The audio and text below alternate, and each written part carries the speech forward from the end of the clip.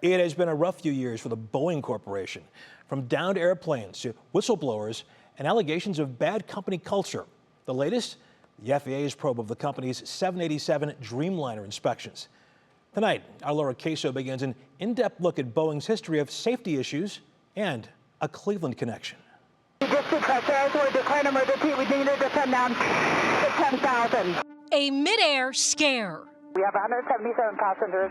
Just one of several emergencies involving Boeing planes. This one, an Alaska Airlines door plug flying off at 16,000 feet. You're still climbing, seatbelt sign is still on, and all of a sudden you hear this loud explosion. And if you're near where the airplane tore apart, you see a part of the structure gone. Boeing already had a tarnished reputation after a pair of deadly crashes with the 737 MAX 8 jets in 2018 and 2019. Cleveland lawyer Jamie Leibovitz is an experienced litigation lawyer. Between 1985 and present day, I've been involved in just about every major commercial airline disaster and scores of private aircraft crashes. And the issues surrounding manufacturers and airlines over the last few decades have led to hundreds of clients wanting representation. 2024 alone has brought near constant headlines.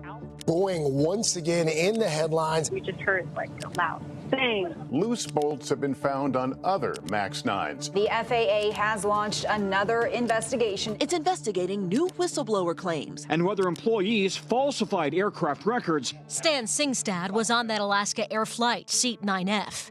He will never forget it, even though he wishes he could. How has this incident impacted your day-to-day life? Has it at all?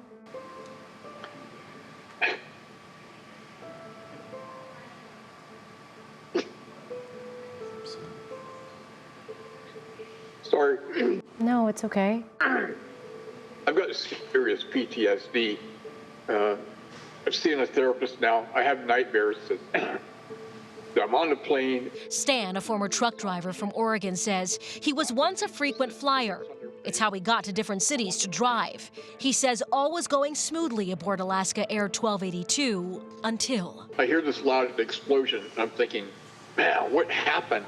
And my first thought is, oh no, someone must have set off a bomb on the plane. He said the oxygen masks fell. Flight attendants were running, but passengers? It's not like in the movies where when something happens on the plane, everyone's jumping up and running around.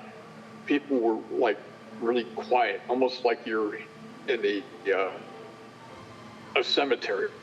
Things were like dead silent.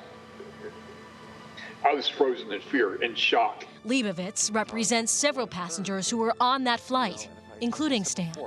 Odds are it won't happen again, but tell that to the person who actually experienced it.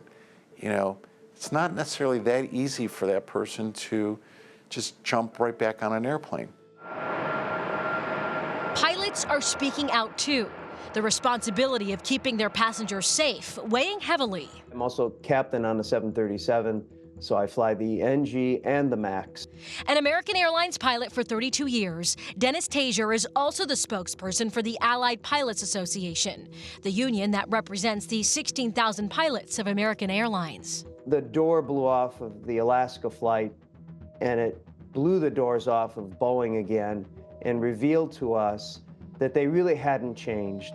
They had this new level of production, assembly, putting the airplane together failures, literally leaving bolts off of a door. And we're not back to square one, we're back to square -10. Captain Tazier says what he does has become a challenge. The trust, he says, is lost. My alert status when I get on a 737, and in particular a MAX, is at a level that I haven't been in since I was in the military in combat. Now, I flew Boeing aircraft in the military during combat, and it saved my life as I pushed it to the edge. It defended me from the enemy outside the airplane. Now I feel like the enemy is within.